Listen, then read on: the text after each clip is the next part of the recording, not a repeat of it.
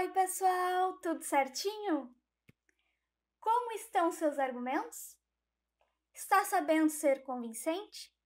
Sabe usar as informações necessárias para construir um bom ponto de vista?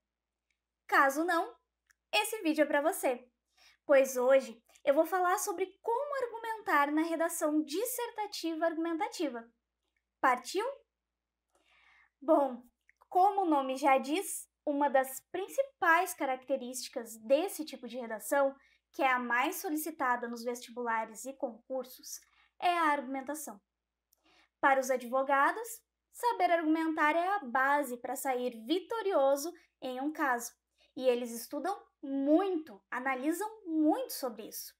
Mas sabe, isso não deveria ser exclusividade deles, só dos advogados.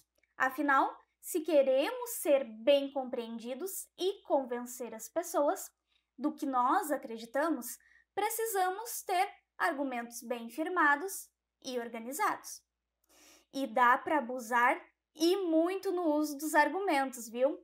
Existem vários tipos deles que você pode lançar mão na hora de uma redação. Vejamos agora nos slides quais são eles. Eu vou mudar a minha tela e vou aparecer aqui no cantinho. Bom, para a nossa aula de hoje, eu escolhi algumas redações do Enem de diversos anos para que nós possamos analisar, eu vou estar ajudando você a analisar e a descobrir como usar os argumentos dentro da sua escrita também, pois, como eu sempre friso, nada melhor do que aprender na prática. Só assim a compreensão, o entendimento da língua será eficaz, porque só com a prática nós realmente compreendemos e levamos isso para a nossa vida. Bom, eu peguei alguns trechinhos de algumas dessas redações. Ali embaixo eu vou dizer para você qual o nome do aluno e de qual redação faz parte. Para começar, eu tenho aqui a redação do Gabriel Lopes, do Rio de Janeiro, uma redação do Enem de 2019, então é recente, a última prova do Enem, que era sobre, tinha como tema, a democratização do acesso ao cinema no Brasil. E nós vamos analisar esse trechinho da redação dele e vamos ver de que forma ele usou a argumentação, como ele colocou esses argumentos. Eu vou ler para você. Deve-se destacar, primeiramente, o distanciamento entre as periferias e as áreas de consumo de arte. Acerca disso, os filósofos Adorno e Horkheimer, em seus estudos sobre a indústria cultural, afirmaram que a arte, na era moderna, tornou-se objeto industrial feito para ser comercializado, tendo finalidades prioritariamente lucrativas.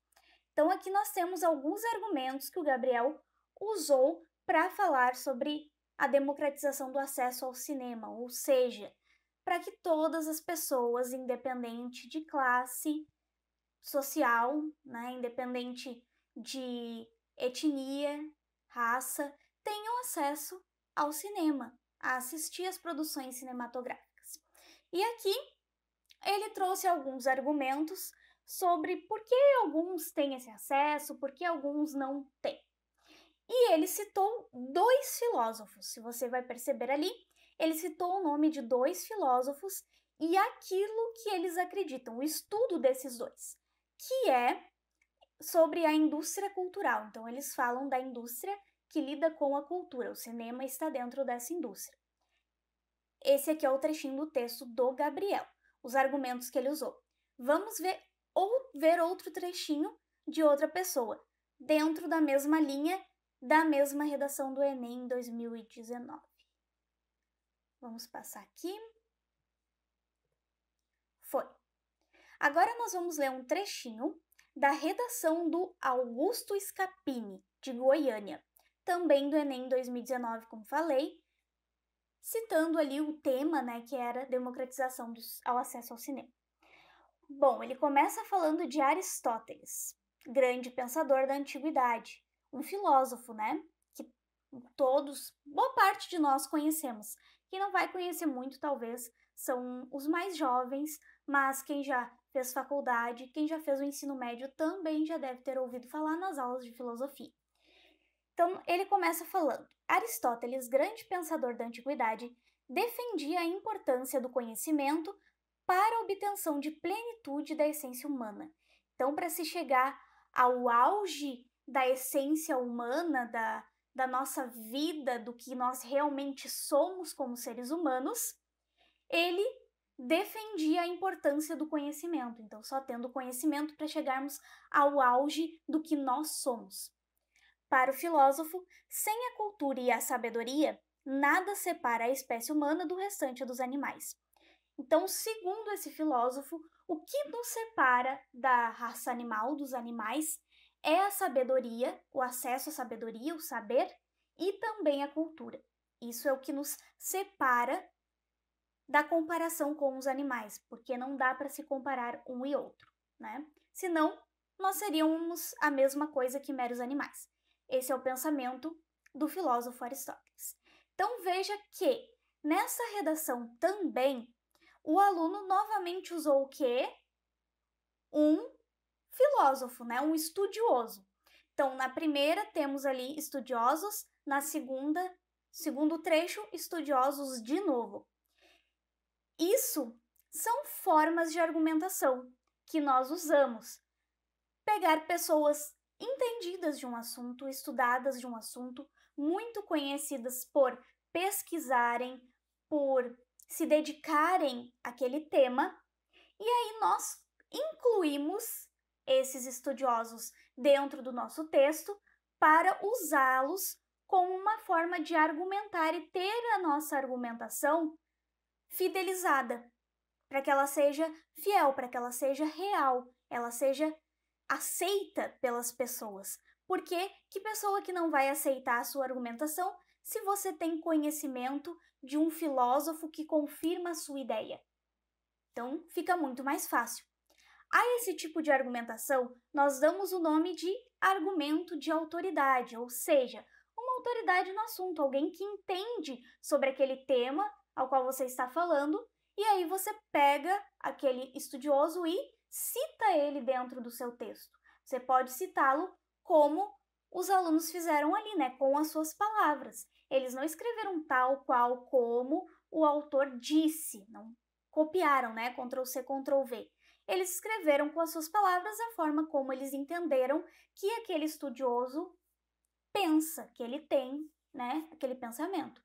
Mas, claro, se você sabe uma frase de uma autoridade, você tem conhecimento e você quer escrever essa frase, você pode escrever no seu texto, usando as aspas. Então, você tem esse direito também usando as aspas. E o ideal é que dentro de uma redação dissertativa, se você for usar uma frase, ela não passe de 3 linhas para que não fique um texto muito grande e só cheio de referências copiadas de alguém, né? É bom que tenha a sua opinião e é bom que se você colocar uma frase de uma autoridade, depois você explique essa frase embaixo, para mostrar, demonstrar que você tem conhecimento daquilo que você está escrevendo.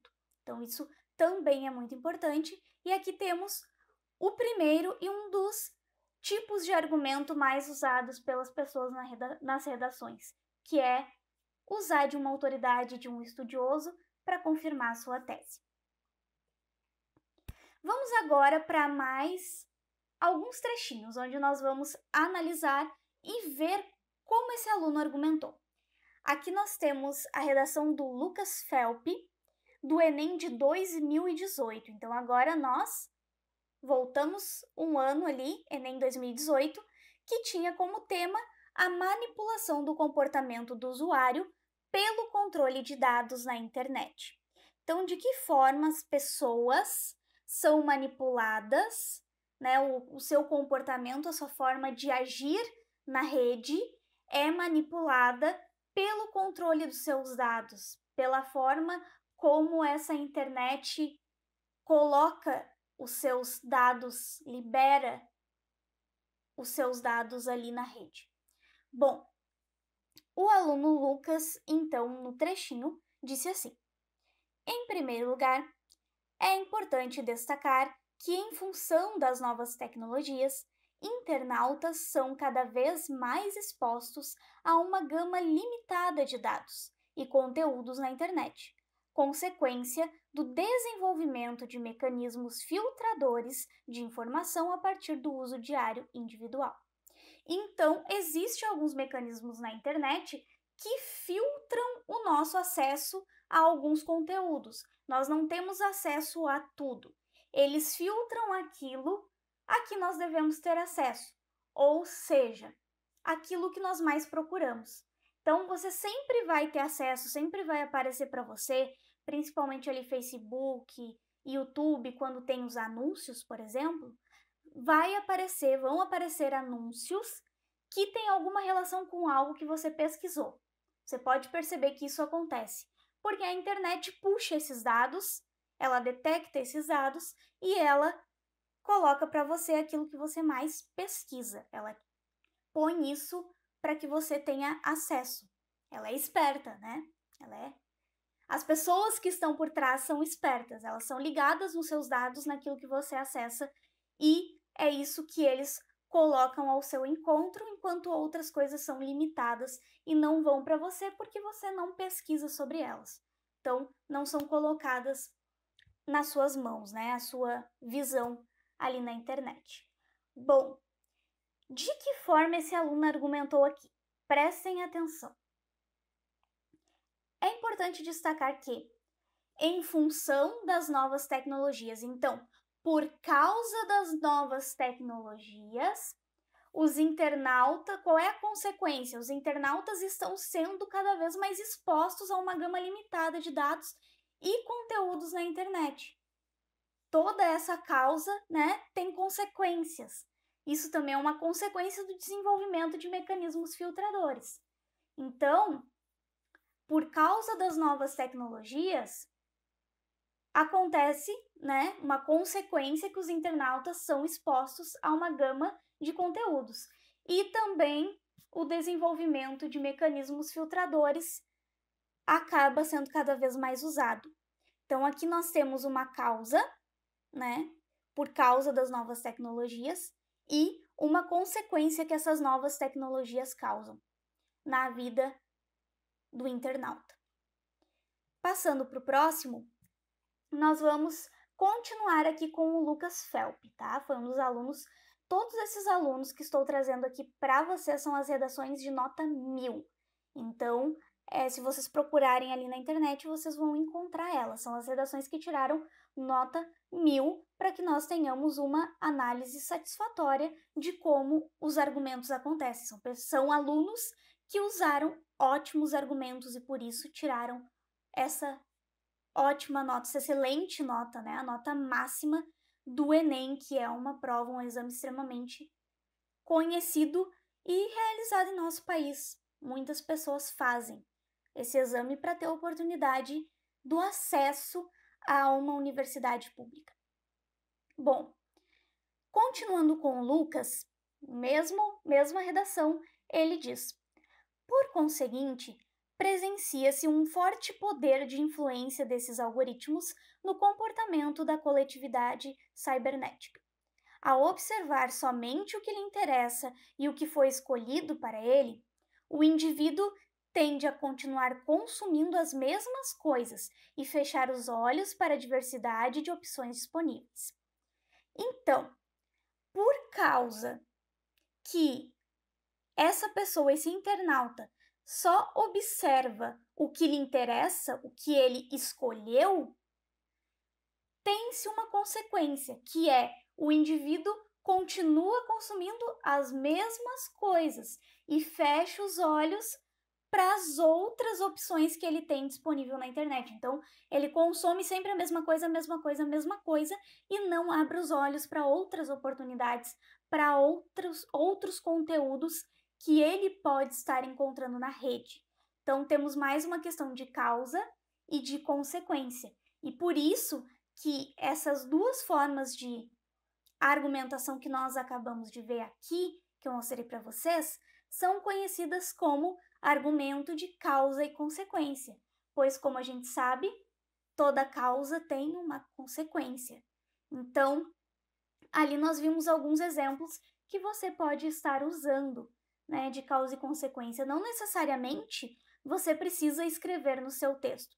Por causa disso, a consequência é essa. Não. Vocês viram ali nos dois exemplos que o menino, o Lucas, não usou, né? Ele não determinou isso. Mas a gente consegue extrair pela interpretação, que tem uma causa e tem uma consequência daquilo ali. Vamos ver mais alguns. Bom, aqui nós continuamos no Enem de 2018, então, falando sobre internet. E agora nós vamos ler um trechinho da redação da Clara de Jesus, que nos diz o seguinte: Black Mirror é uma série americana que retrata a influência da tecnologia no cotidiano de uma sociedade futura. Em um de seus episódios, é apresentado um dispositivo que atua como uma babá eletrônica mais desenvolvida, capaz de selecionar as imagens e sons que os indivíduos poderiam vivenciar. Não distante da ficção, nos dias atuais, existem algoritmos especiais ligados em filtrar informações de acordo com a atividade online do cidadão.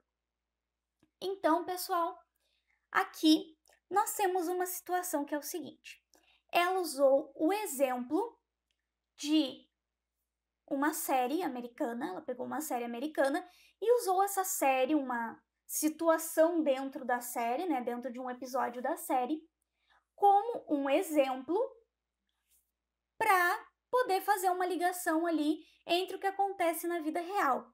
Então, ela está com uma situação fictícia ali, né, porque vem de uma série, então é uma situação fictícia. Ela está dando um exemplo de como também acontece no dia a dia da internet, né? Tem a babá eletrônica, que ela seleciona imagens e sons que o bebê ali, né, que os indivíduos conseguem ter acesso. E é como a internet. A internet, a mesma coisa, ela faz isso com a gente, ela seleciona aquilo que a gente vai ter acesso, ela limita o que nós vamos ter de acesso.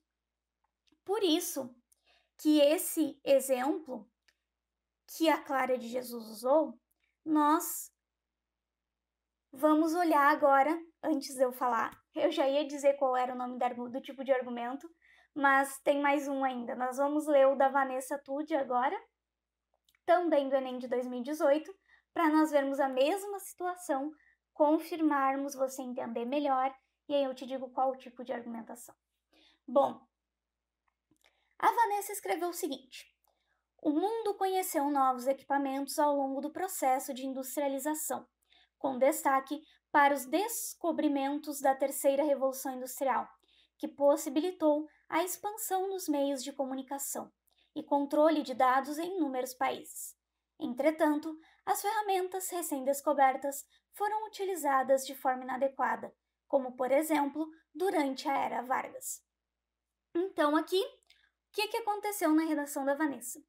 Ela usou um exemplo também. Na primeira, ali a Clara usou o exemplo da série, do seriado. Aqui, a aluna Vanessa usou um exemplo da Era Vargas, de descobertas de ferramentas na Era Vargas. Então, ela deu um exemplo aqui bem mais específico e que dá pra gente explorar mais, né? Que tá mais explícito para você. Nós conseguimos explicitar mais.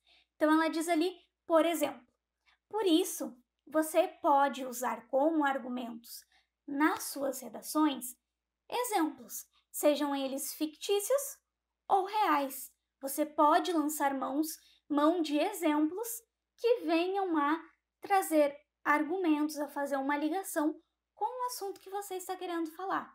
Então, você pode fazer esse uso dos argumentos agora, que nós chamamos de argumento de exemplificação ou uma ilustração. Então, você pode fazer uma ilustração também, uma situação, né, como eu disse, fictícia, onde você vai poder explorar, dar um exemplo de como essa situação acontece, de como poderia ser desenvolvida, dar um exemplo dos seus argumentos. Continuando, temos aqui agora a redação da Thaís Saeger. Isto. A redação continua sendo o Enem de 2018, ainda falamos sobre o controle de dados na internet. E vamos ver então o trechinho que nós retiramos da redação dela. Diz assim: em meio a isso, uma analogia com a educação libertadora proposta por Paulo Freire mostra-se possível, uma vez que o pedagogo defendia um ensino capaz de estimular a reflexão e, dessa forma, libertar o indivíduo da situação a qual encontra-se sujeitado, neste caso, a manipulação. Então, aqui, se nós percebermos, a aluna usou vários tipos de argumentação. Para começar, ela cita Paulo Freire, uma autoridade no assunto que ela escolheu. Então, temos argumento de autoridade. Temos também um exemplo, né? Ela diz dessa forma, libertar o indivíduo da situação a qual encontra-se sujeitado, neste caso, a manipulação. Então, ela faz ali, né, uma comparação entre as situações. Bom, como ela fala lá no início que ela está fazendo uma analogia, ou seja, uma comparação entre as ideias, a ideia libertadora de Paulo Freire e a manipulação do comportamento dos usuários na internet, nós mostramos aí uma nova forma de argumentação que você pode explorar, que é fazer analogias, ou seja, fazer comparações entre a sua tese e alguma ideia.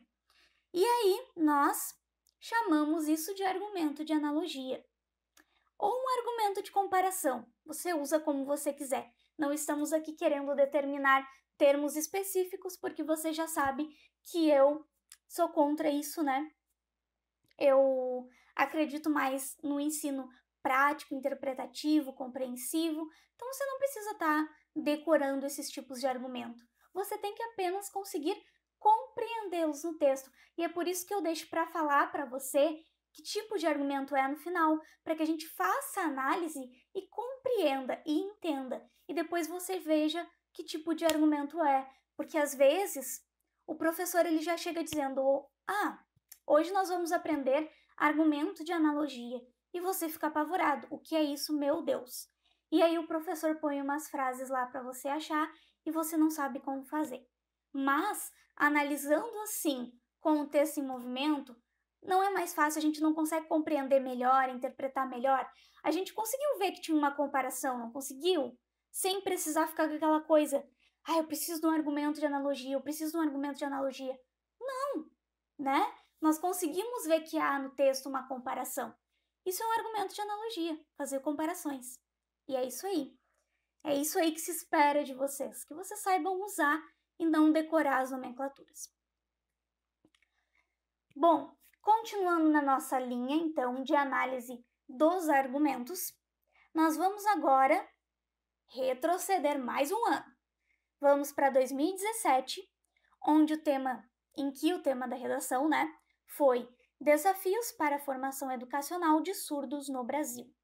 Então, quais são os desafios para conseguir levar essa comunidade de surdos para a escola, para que eles tenham acesso à educação, como todos, sem preconceito, sem divisões.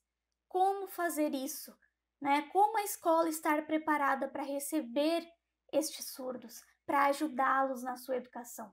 Era sobre isso que os alunos tinham que falar.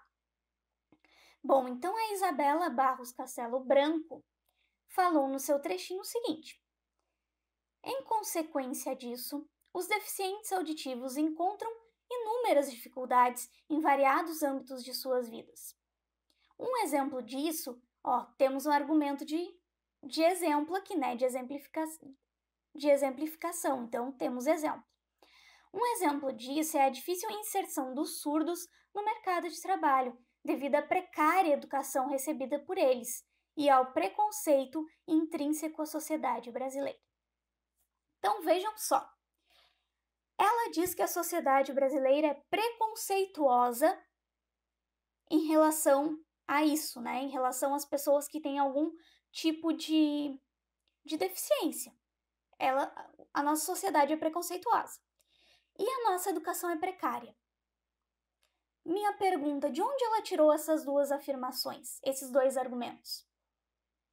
Do que nós falamos, né? Nós falamos todos os dias que a nossa educação é precária. Nós vemos todos os dias que a nossa educação é precária. Nós vemos todos os dias que o nosso povo é preconceituoso. Então aqui nós temos um senso comum, porque a maioria das pessoas pensa dessa forma, que a nossa educação é precária e que existe preconceito na nossa sociedade brasileira. É um pensamento comum de todos, né, da maioria dos brasileiros. Continuando, pessoal. Bom, aí aqui já aparece para vocês, né? Qual é o tipo de argumento que nós temos aqui? Um argumento, como eu falei, de senso comum. É uma ideia comum para a maioria das pessoas, de que a nossa sociedade é preconceituosa, de que a nossa sociedade tem esse olhar diferente para as pessoas especiais, que a nossa sociedade tem uma educação extremamente precária, que nós vemos todos os dias nos jornais. Não precisa ninguém nos dizer, nós acompanhamos, nós vamos às escolas, né? Nós temos acesso às escolas públicas ou outras escolas para saber como está a nossa educação. Então, é um senso comum, um argumento de senso comum que nós podemos usar. Por quê? Porque, além de ser uma opinião comum de muitas pessoas, da maioria das pessoas, ela está confirmada. É um senso comum confirmado, porque não adianta eu falar alguma coisa que só eu penso. Ah, eu acho Giló maravilhoso, mas o senso comum não acha Giló maravilhoso. E aí, não é o comum da maioria das pessoas, né? Que a maioria não acha maravilhoso, então você está indo contra. E aí não podemos dizer que é um senso comum. Continuando, pessoal. Bom, agora nós vamos retroceder mais um ano e vamos para o Enem 2016 para a redação da Marcela Souza Araújo. O Enem de 2016 falava sobre os caminhos para combater a intolerância religiosa no Brasil, que é um outro problema muito grande que nós temos, né? Outro tipo de preconceito aí na nossa sociedade. Bom, vamos ver o que a Marcela disse no trechinho que eu resgatei. Paradoxalmente, ao Estado laico, muitos ainda confundem liberdade de expressão com crimes inafiançáveis. Segundo dados do Instituto de Pesquisa da USP, a cada mês são registrados pelo menos 10 denúncias de intolerância religiosa, e destas, 15% envolvem violência física, sendo as principais vítimas fiéis afro-brasileiros. Então, o que ela quis dizer?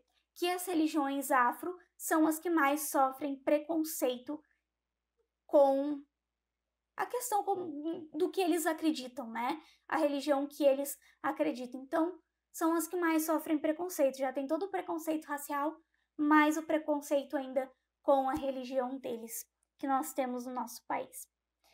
Bom, nós vemos aqui que a Marcela usou dados bem estatísticos e bem definidos, né? Que são bem comprovados por números. Ou seja, ela botou pelo menos 10 denúncias e 15% envolvem violência física. Então, tem estatística, tem números, tem comprovação, tem prova. E é por isso que nós chamamos esse argumento de prova concreta. Porque através dos números, das estatísticas, a Marcela deu uma prova concreta de que isso realmente acontece na nossa sociedade.